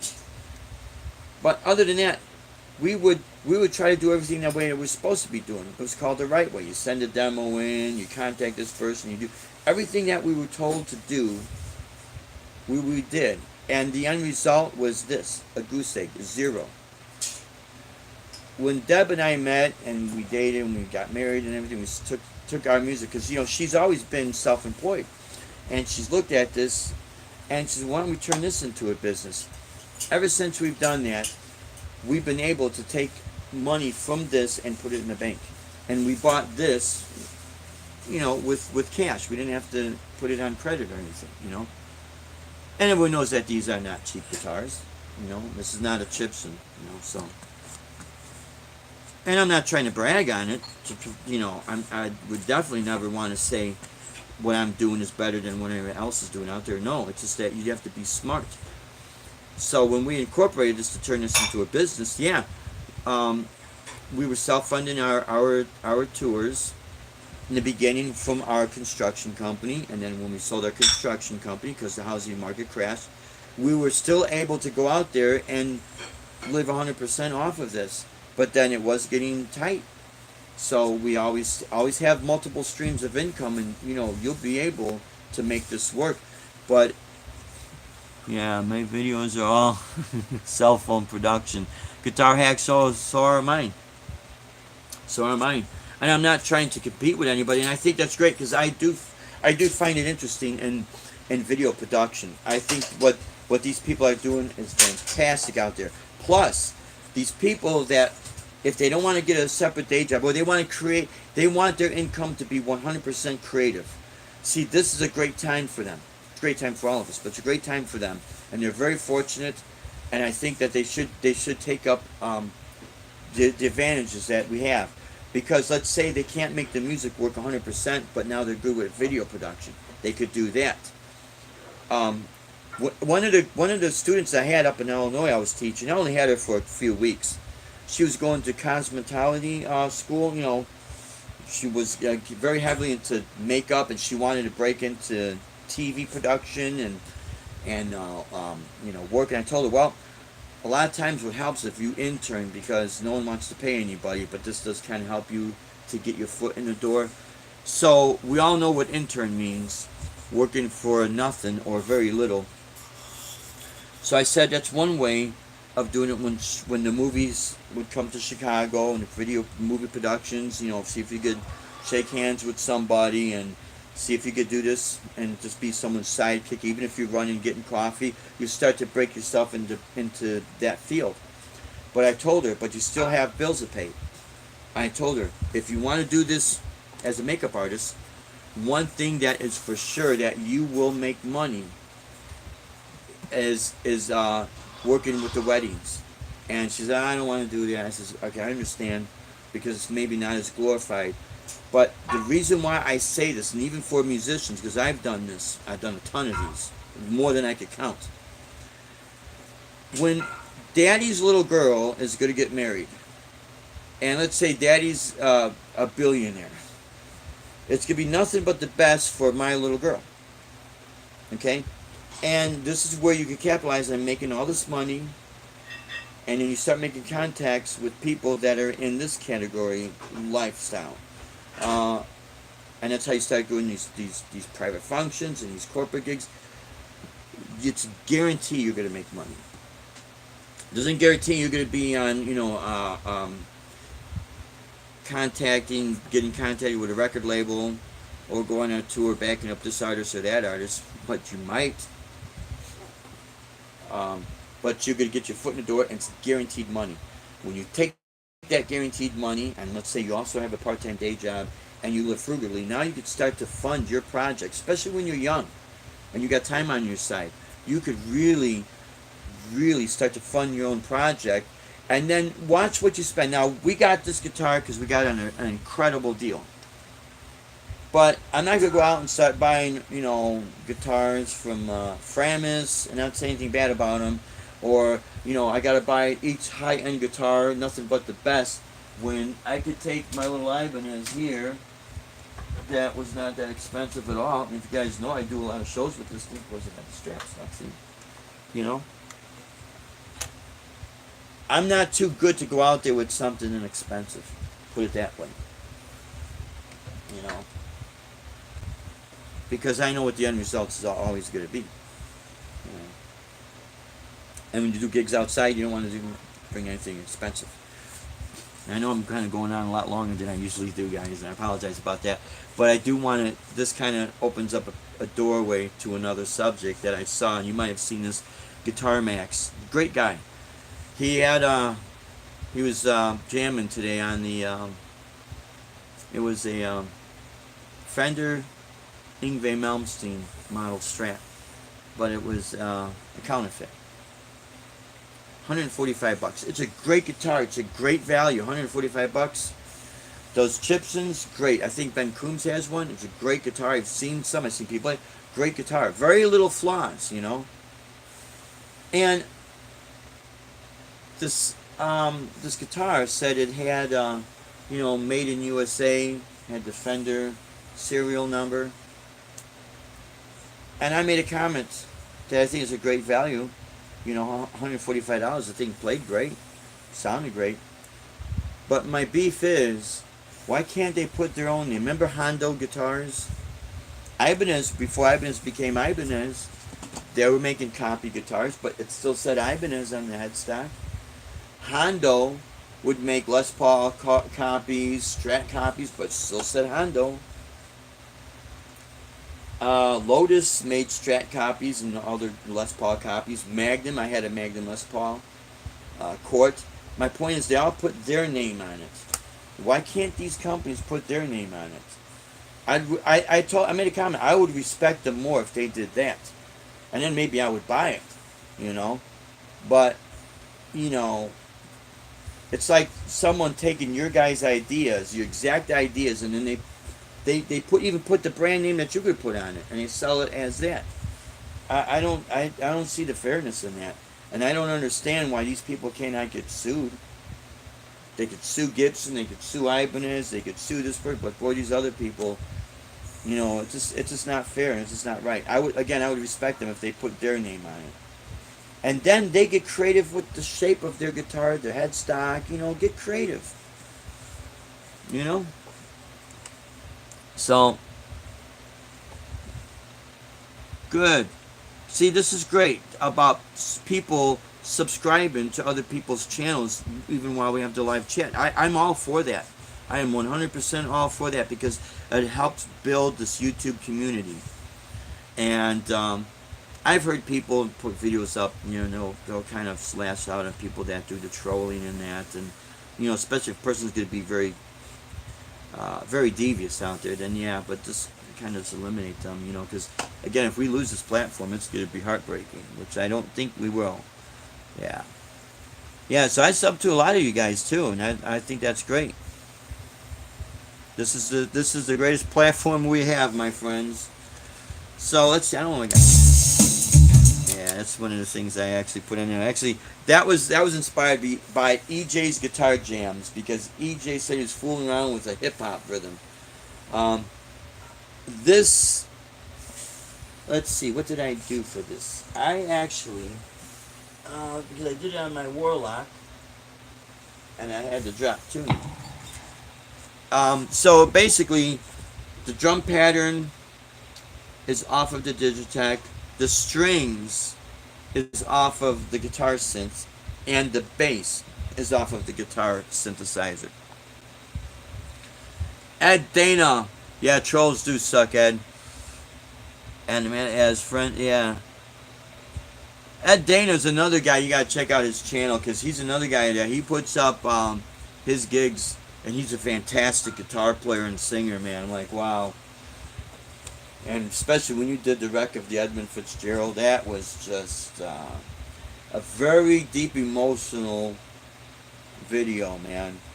That was just incredible. And then you guys did a Zeppelin song. I think you did Ramble On. And Ed, you didn't try to sound like Robert Plant, but you sounded great. Just as good. So I would rate your version of Ramble On just as good, because it was awesome. You're not trying to pretend, you're just doing what you do,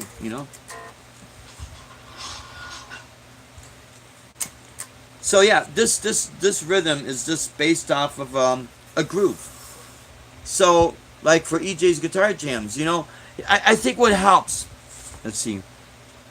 Baby. Off the cuff. Oh my God, Ed, that's incredible. When you did Ramble On, it was total off the cuff. That is incredible, man. That is totally awesome. Yeah, you got some good stuff, Ed. And I love the tone, man. There's something about that nice smooth sound, you get.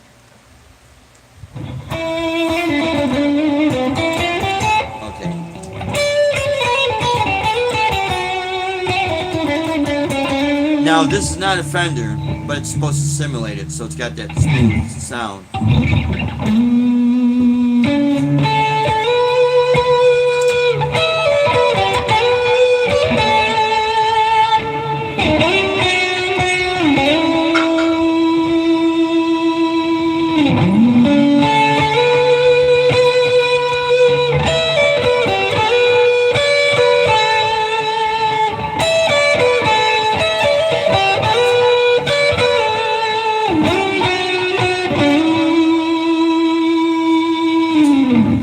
I'll see if I put that in my playlist.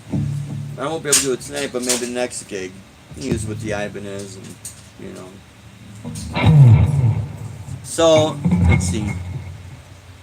I know I've been going on a little bit too longer than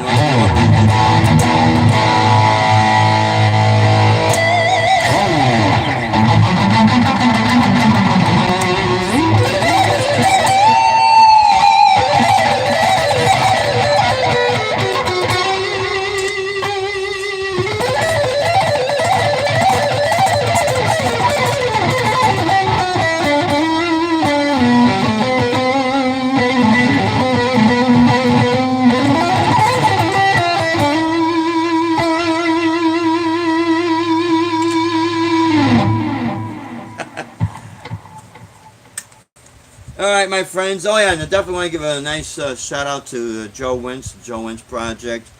He's a great guy, great guitar player. Let's see, get acquainted with all you. Yeah. It is a full-time job, Guitar Girl, yeah, it really is, you know, trying to keep up with everybody, because there's so many people that's out there, you know. That's why I never take anything personal. If someone can't watch the channel, they say, sorry, David couldn't watch it, or they don't get it. I never take any of that personal, because, you know, I live in a real world like everyone else does, you know, and there's only 24 hours in a day. And that's what's really cool. And I want to make another a shout out to Ed Dana when he first gave the response to one of my videos when I was playing at Rusty's, and he thought that Mike and I were brothers, and but yeah, no, Mike and I, we're not brothers. We're just really good friends, man. He's a great guy to work with, you know. Oh, sometimes I'm live when you're gigging too. Yeah, seeing, I don't take that as personal at all, Ed, because yeah, you have to do what you have to do, you know. And but yeah, you got some great stuff out there, man. Oh, tune in tonight for our live show. Yes, we will be going live tonight at 6, from 6 to 9 p.m. Eastern Time. 6 to 9 Eastern. P.M. time. Not a.m., but p.m. Toast a drink with me Yeah, for my birthday. I want to make sure I got the permission. Yep. We're celebrating Deb's birthday, 21, right, sweetheart? 21 and holding. 21 and holding. Anyways, guys, thank you so much for tuning in. It's always a pleasure, you know, talking with you guys, watching, you know, you guys' videos. I love watching your stuff, and I really appreciate it. We always try to desire to inspire here, keep everything as real as possible. Don't get bamboozled by the sharks and the hacks out there, the people that want to take advantage of you. Always move forward. You guys totally rock. Oh, thanks. Arvangard, thank you so much, man. Again, sub to everybody. Watch all your channels, because I'm watching all your stuff. And we will see you tonight. Hold the doors of opportunity open, my friends, because karma is real. Again, thank you. God bless. We'll see you tonight. Have a great day. Take care. Bye-bye. Yay!